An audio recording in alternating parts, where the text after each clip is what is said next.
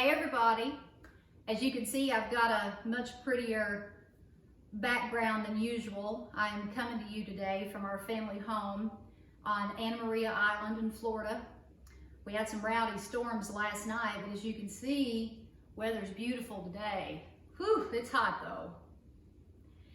So this week, I have decided to release some content from the memoir piece of the book that I'm working on. If you've been following my blog this whole time, you know that the book I'm working on is a self-help book. It's a teaching memoir. And so the first part of the book is a memoir, and it's filled with deeply personal stories that I wrote that will help you become aware of how you became a negative thinker.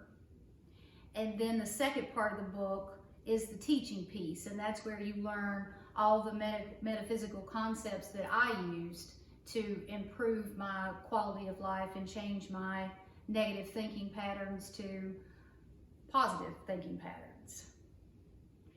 So the memoir piece of my book, it's all connected to my intergenerational negative thinking theory that I discussed weeks ago.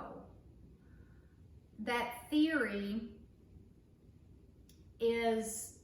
it explains how negative thinking is passed down through families generation after generation, just like chronic diseases are. You can inherit negative thinking in a way. One toxic person in your family, and all families have them, I don't care who you are. All families have at least one toxic person, usually more than one. And so one toxic person can start a chain reaction in a family. They can create a toxic environment, and whoever is being socialized in that environment models their behavior after that toxic person, and bam, that's how negative thinking starts. That's how negative behaviors start. So for this week's blog, I'm releasing a small piece of the content of one story that I wrote about my great-grandmother. She created a very toxic environment for everyone around her, and the abuse that she inflicted upon the people around her affected them greatly. She started a pattern of negative thinking and negative behaviors in my family. Her way of thinking and way of behaving trickled down to her daughter-in-law, who was her caretaker for a while. And then her daughter-in-law, who was my grandmother,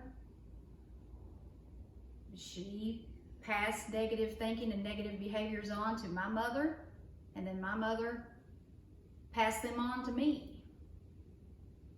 And so it's a vicious cycle. It's a vicious pattern that goes on in families.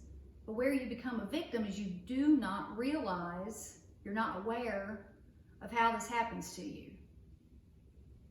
And somebody somewhere has to break that cycle, and I feel like I'm the person that has done that in my family.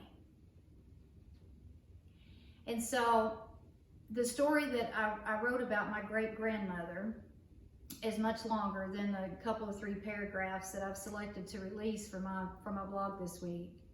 But I want you to know, she created a toxic environment through no fault of her own. She was mentally ill. And she was mentally ill during a time when mental illness was not understood. Therefore, she wasn't properly medicated. She was not even properly diagnosed. But just because she created this toxic environment through no fault of her own doesn't mean that it made it any easier for the people that had to live in that environment with her. So please reap the benefits from my willingness to be vulnerable. My willingness to air my dirty laundry will help you become keenly aware of how you became a negative thinker, of why you behave negatively. Odds are, and I've said this before, if you spew hate, if you carry anger around with you, if you've got a chip on your shoulder, if you feel like a victim all the time and you're constantly blaming people and you're attracting in negative experiences and terrible people into your life, it's probably not directly your fault. Someone somewhere has taught you how to think and behave that way. It is called socialization. So I invite you to read this story, learn from it, think about it. Go to paulaswoke.com. You will find it there. And please subscribe to my YouTube channel. And thanks again for being here.